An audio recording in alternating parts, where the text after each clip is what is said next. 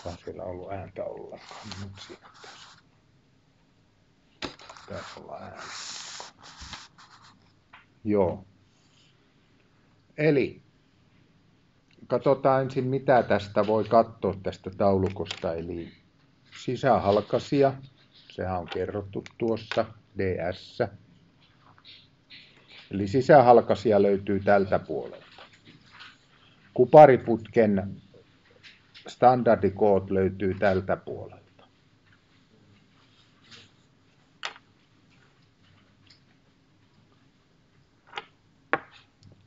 Sitten on mitoitusvirtaama, Q, V, mitoitus. Taisin merkitä sitä QM-llä. Se muuttuu ikään kuin mitoitusvirtaamaksi.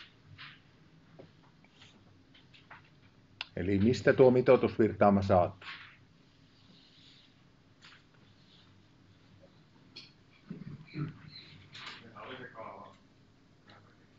Joo, eli se saatiin normivirtaamien summasta tilastollisesti. Kyllä. Sitten siellä on nopeus metreinä sekunnissa.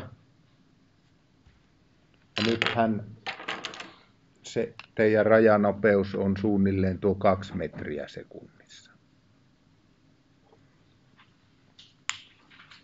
Eli se on se mitoittava nopeus. Sitten dynaaminen paine löytyy täältä.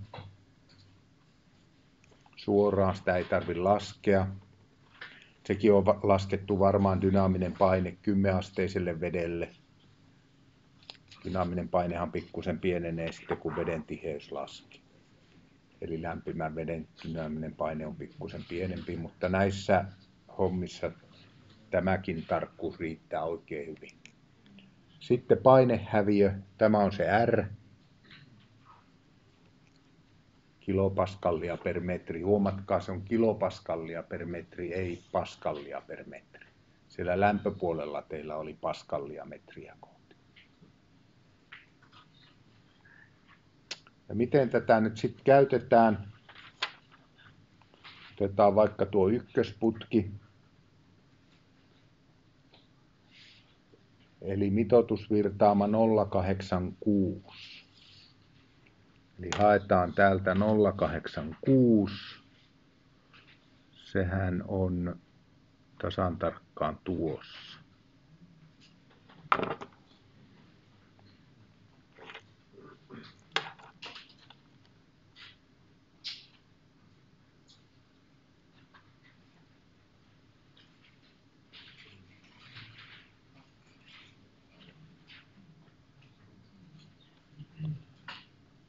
Mitoitusvirtaama on laitettu. Sitten me jo kerettiin nopeuden mukaan valita putkikoko, että se on 2,8. Eli se löytyisi tuosta. Ja nyt siinä on 2 pistettä, piirretään niiden kautta suora. Kiva, kun olisi viivotin. Tää käydä hakemassa se. Okei, eli viivotin löytyi. Piirretään noiden 2 kautta suora.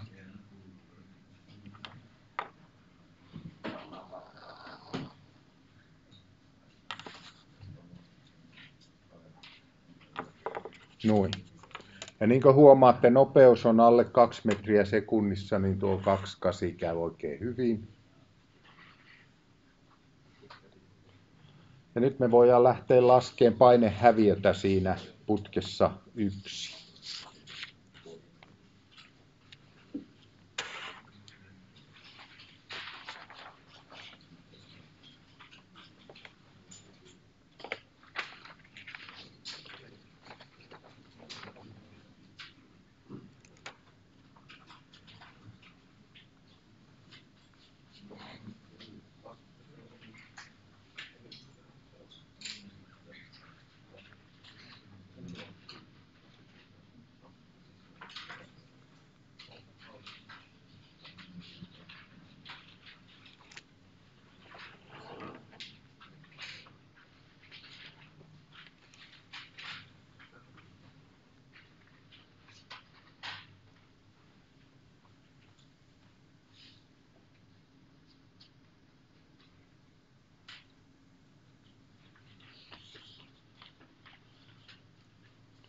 Eli tämän ykkösputken pituus on 11 metriä tuosta tuonne.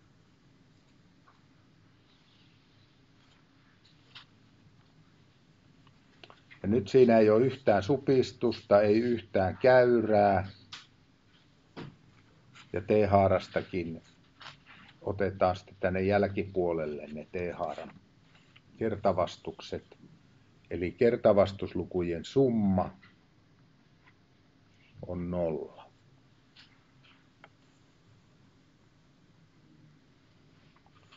Ja sitten täältä lähdetään lukemaan nopeus.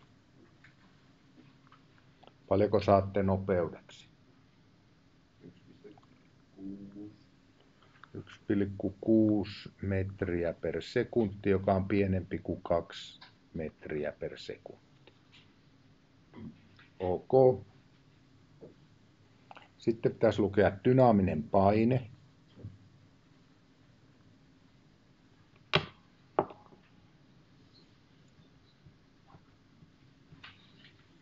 Pitäisi lukea tuosta kohtaa. 1, paljon. Tuleeko vitoseen? 1,4 olisi ehkä. Ja yksikkönä kilopaskallia. Ei siis paskallia, vaan kilopaskallia. Eli se on luettu tuosta. Se nyt on vähän, tämä ei kovin tarkka ole tuo, kun se riippuu vähän siitä, kuinka paksu viivan piirtää. Ja sitten hankausvastus R. Tässä lukia tuolta. Aika lähellä 2. 1,1918.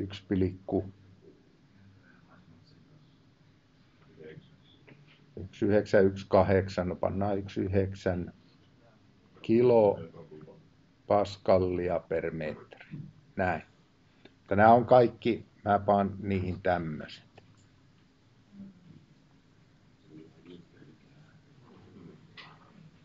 Noin. Nuo on nyt tiedossa. Miten laskettiin se painehäviö?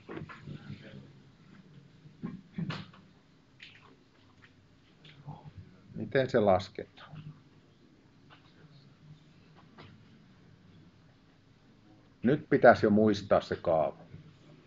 Se on aina se sama. Joka ainoassa kurssissa vielä.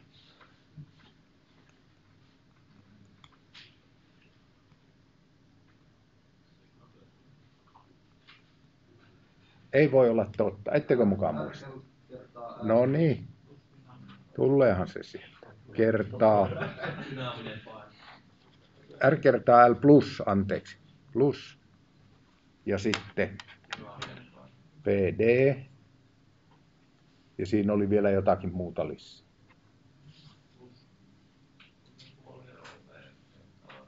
Puoli rov toiseen on tuo dynaaminen paine. Kertavastuslukujen summa. Kyllä, sitä varmaan tarkoitit. Eli tämä on se kaava. Ja tuo voi olla puoli rov toisena vielä, mutta me saadaan tästä käyrästöstä se dynaaminen paine suoraan, niin turhaa siihen rupeaa sekoittaa niitä tiheyksiä. Siinä Excel-taulukossa, minkä te teette harjoitustyönä, niin siinä tietenkin laskette tuon dynaamisen paineen sinne soluun. No niin, nythän se pitää olla helppoa. Eli 1,9 kilopaskallia per metri kertaa pituus 11 metriä.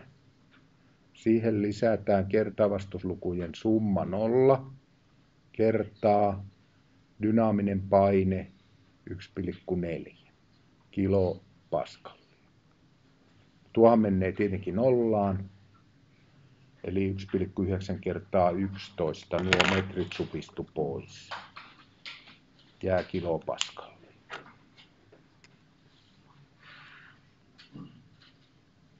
Eli montako kilopaskallia?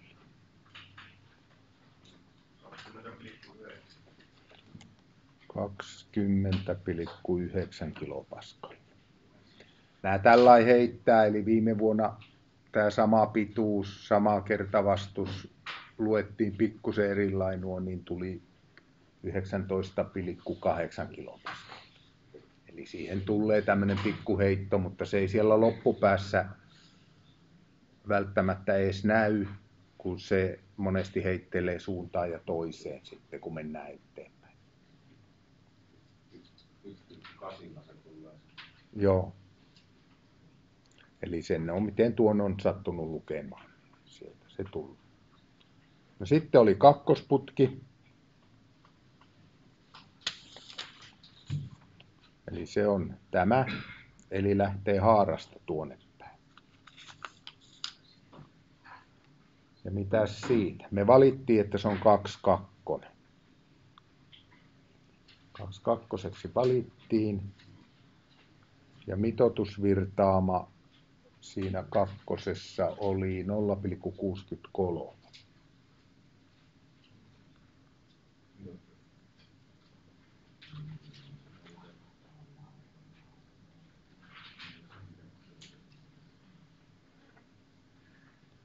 Sitten pituutta oli 5 metriä.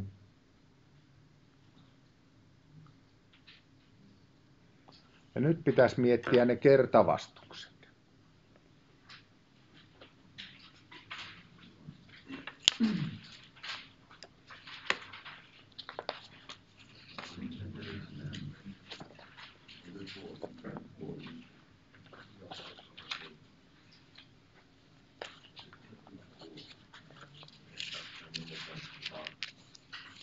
No, nyt mun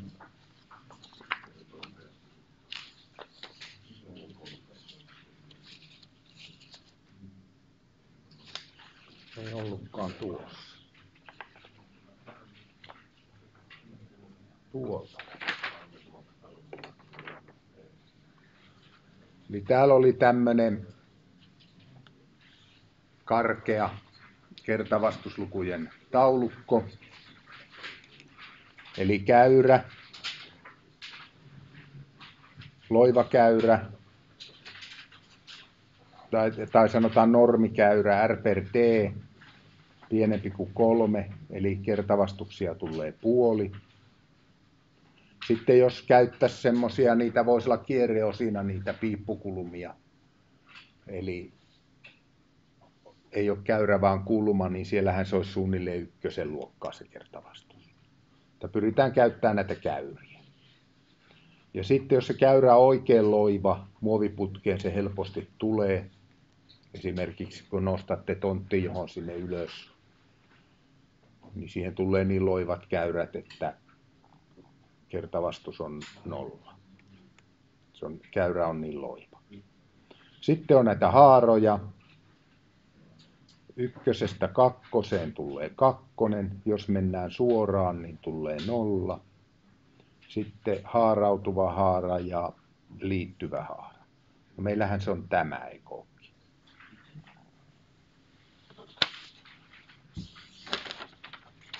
Eli tuo haara tuosta tuonne.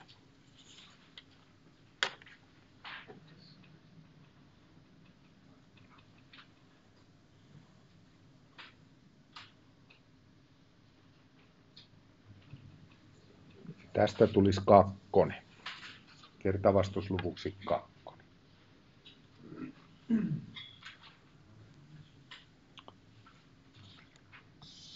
Täällä ei ole supistuksesta mitään, mutta otetaan se sitten muualta. Eli tässähän tulee supistuskin, kun tämä 2-8 putki supistuu 2-2.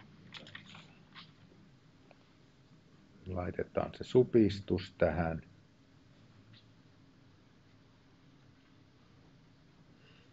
Ja mikä oli supistuksen kertavastus, muistatteko?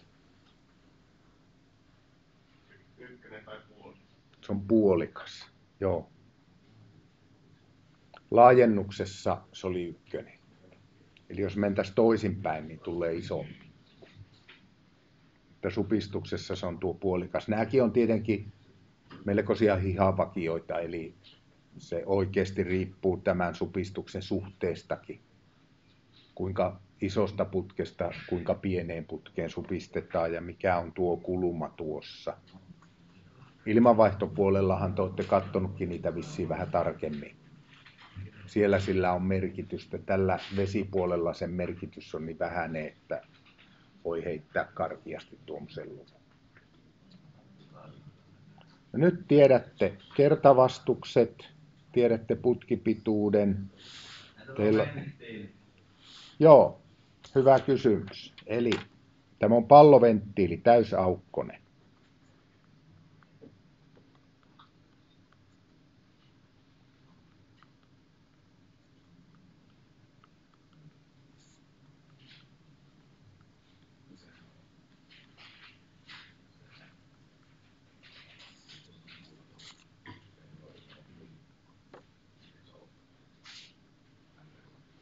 Eli kertavastus on 0.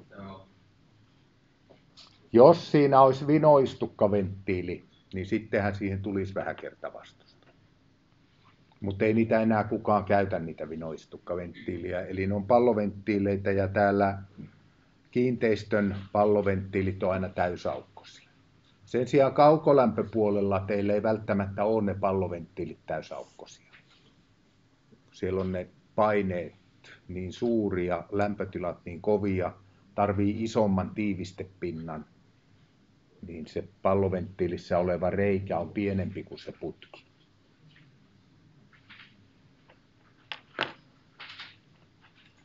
Okei, nyt voitte itse laskea paljonko saatte. Täältä katsotte painehäviön ja R:n ja dynaamisen paineen ja sitten tuolla kaavalla laskette. Eli paljonko saitte nopeudeksi? Noin 2 metriä, joo. Mä oon viime vuonna saanut 1,9, mutta niin. Ja tämä on yhtä suuri kuin 2, eli ok. Dynaaminen paine, se on sama kuin 2, joo. Sitten hankausvastus, kitkapainehäviö R. 3,8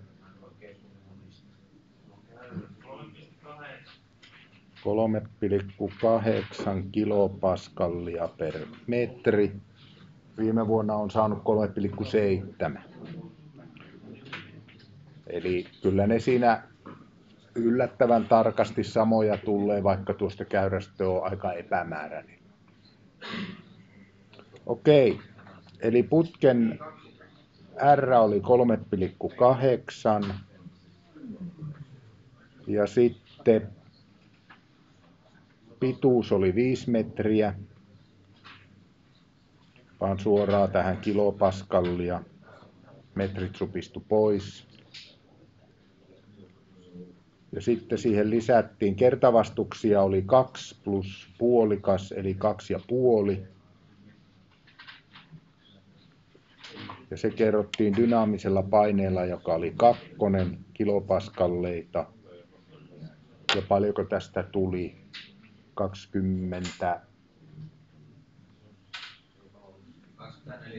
24 kilopaskallia. Eli siihen 23 ja 24 kilopaskalin väliin se yleensä napsahtaa.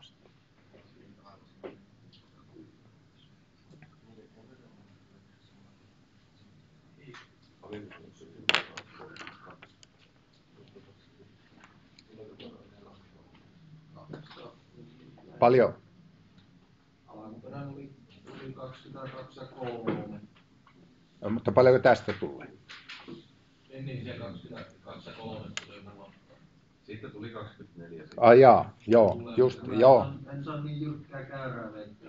Joo, paksuna kynä. Joo.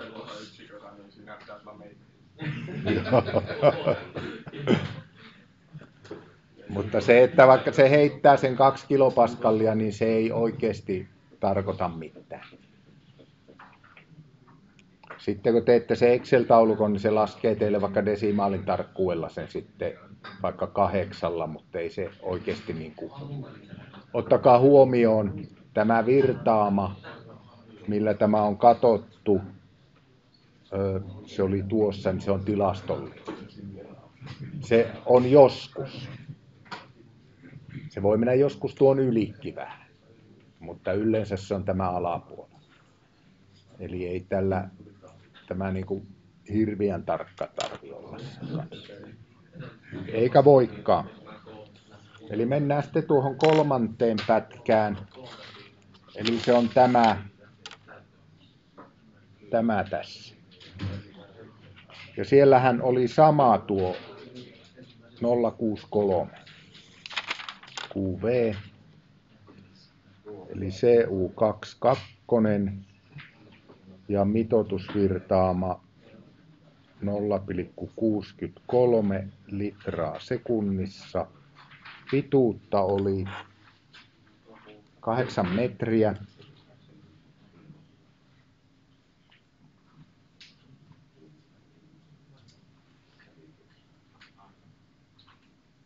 Ja sitten pitäisi miettiä kertavastukset. Eli T-haarasta on menty läpi.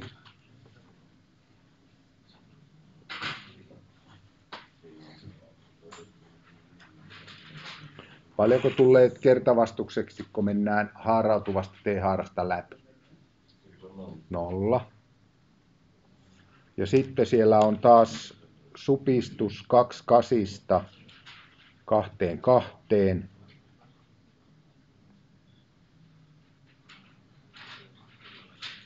Siitä se puolikas. Eli ei tähän tule kertavastuksia nyt kuin se puolikas. Aika vähän.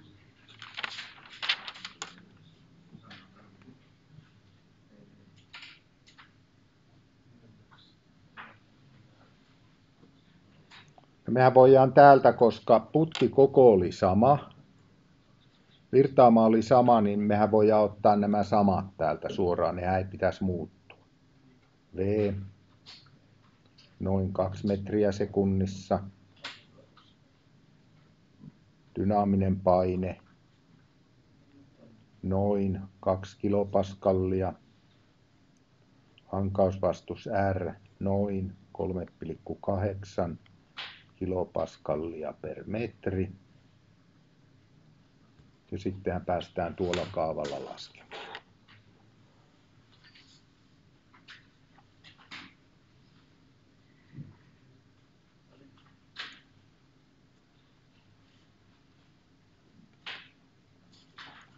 Ne voi merkata tuon 2 ja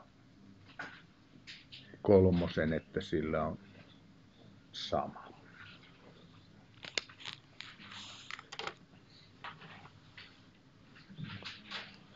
Okei, painehäviö 3 olisi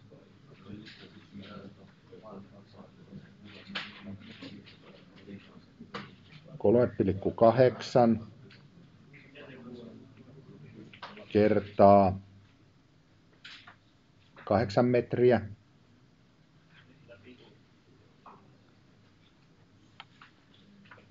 Kertavastuslukujen summa puolikas.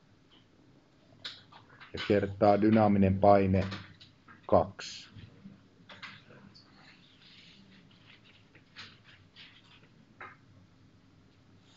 Eli paljonko tulee painehäviöksi?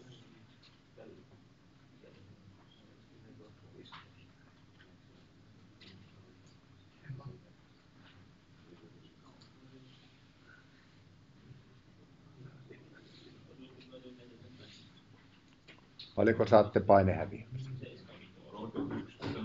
Joo.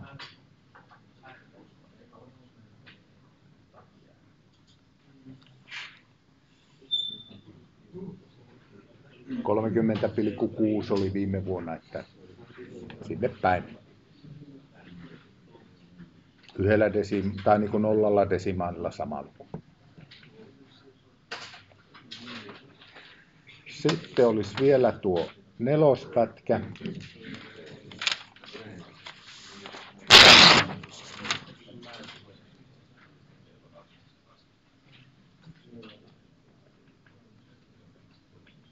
Ja mä vaihdan siihen sinisen värin.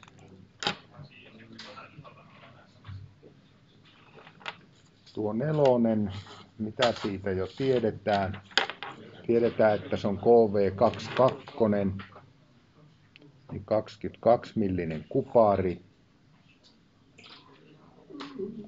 Ja mitoitusvirtaama 0,53.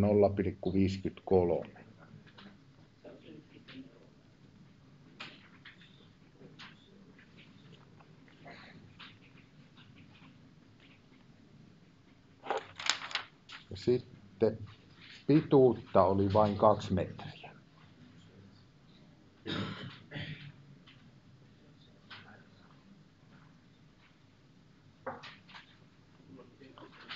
Sitten tässä miettii ne kertavastukset. 22 supistusta ei ainakaan tule. Siinä ei ole kuin tuo erkaantuva T-haara.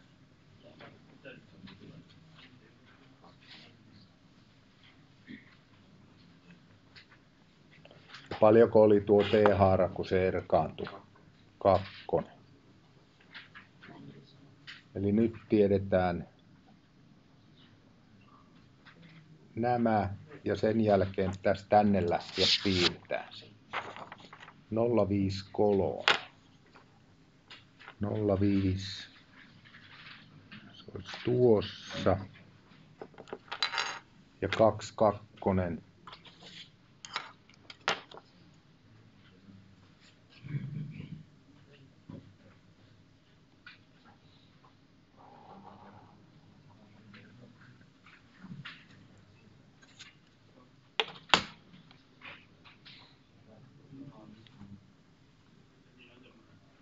Noin.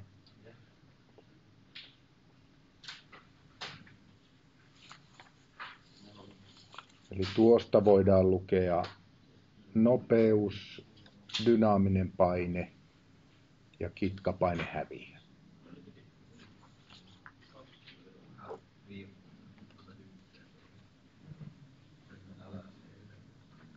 Paljonko saatte nopeudeksi?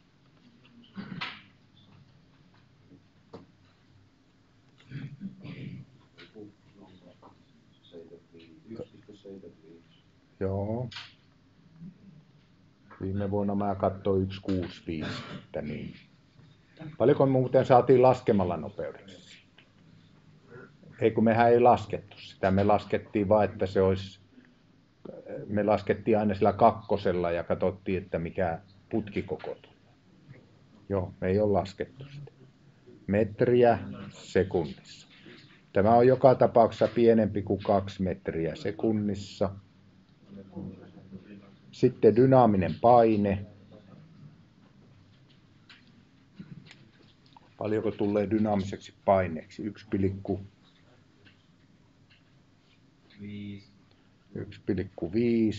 kilopaskallia. Ja sitten paljonko saadaan hankausvastukseksi R? 2,8 kilopaskallia per metri. Pituus on tiedossa, kertavastuslukujen summa on 2, eli sekin on tiedossa.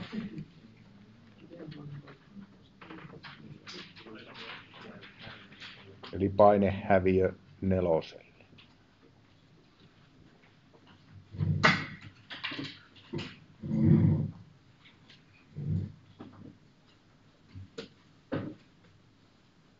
R kertaa L 2,8 kertaa 2 metriä. Plus puoli, 2 kertavastuslukujen summa ja se kerrotaan dynaamisella paineella 1,5.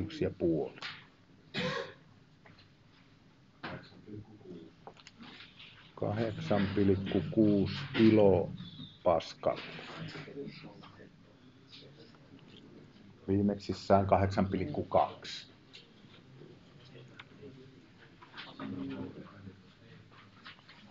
Sitten tulisi vielä tuo vitospätkä. Eli tämä.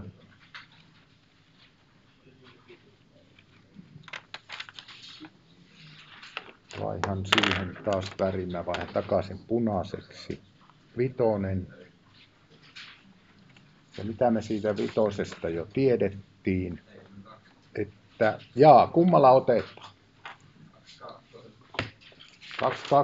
2-2. No otetaan, lasketaan molemmilla sitten, mutta lasketaanpa ensin 2-2. Eli CU2-2.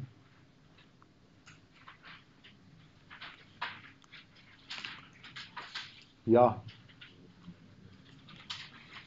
mitoitusvirtaama, se katsottiin viimeksi 0,44.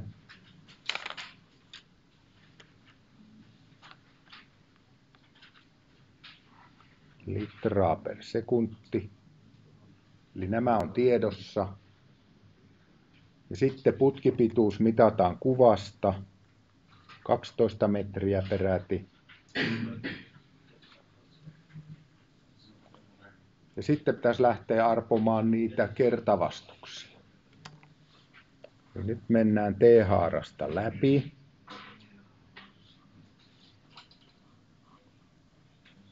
Haarautuva T-haara mennään läpi. Paljonko oli kertavastus? 0. Sittenhän siellä tulee 1 kappale käyriä.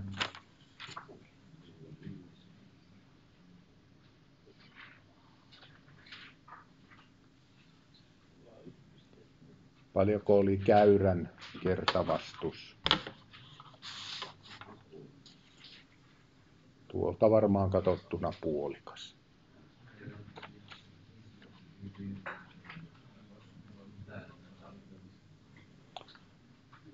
Ja kun me valittiin kerran tuo 2-2 putki, ja tämä oli 2-2 ja tuo on 2-2, niin supistusta haituu. Eli kyllä ne kertavastukset on tuossa, eli kertavastuslukujen summa on puolikas.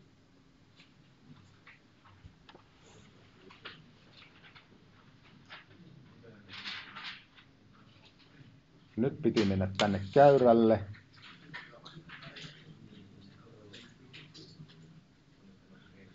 Kaksikakkonen putki. 044 olisi varmaan jossain tuossa.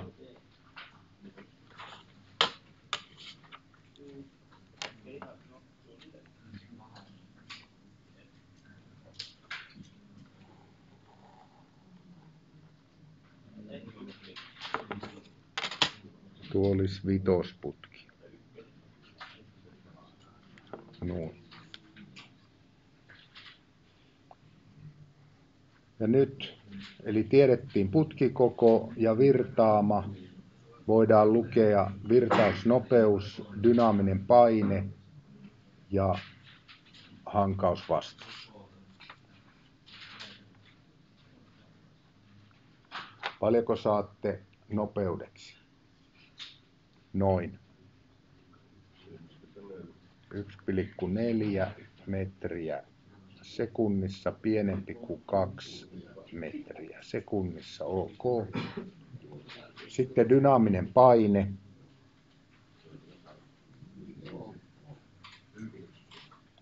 Ykkönen, joo. Kilopaskallia. Ja sitten kitkapainehäviö R. 1,9 kilopaskallia per metri. Ja mitäs sitten? Sitten lasketaan se painehäviö. Eli R kertaa L, eli 1,9 kilopaskallia per metri. Kertaa putkipituus 12 metriä. Tästä saadaan metrit supistumaan pois, jää se kilopaskallia. Sitten siihen lisätään kertavastuslukujen summa 0,5 kerrottuna dynaamisella paineella 1,0 kilopaskallia. Ja paljonko tulee kokonaispaineäviöksi?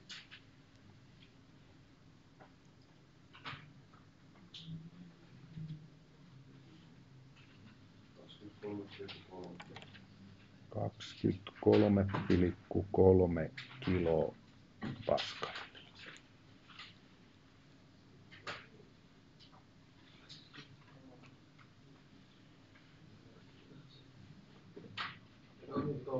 Tuliko? Joo, kyllä. Tuli se. Joo. Sitten lasketaan painehäviö 1 sinne 5 saakka.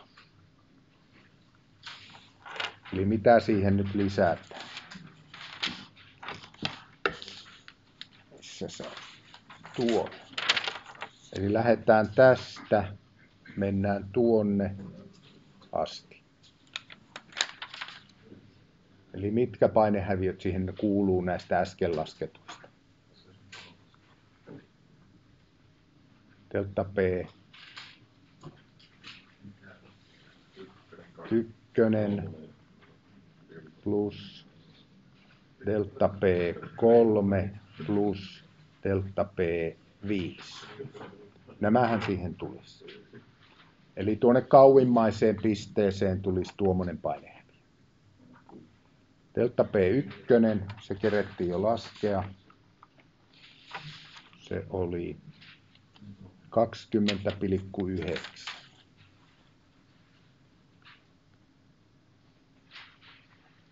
Delta P3 laskettiin 31,4.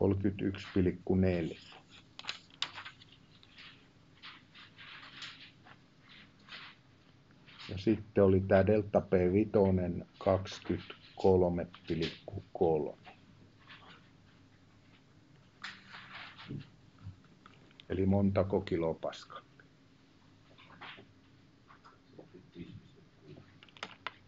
75,6 kilopaskallia. Eli tietenkään näitä rinnakkaisia painehäviöitä ei lasketa siihen samaan, vaan ainoastaan ne, mitkä on sarjassa.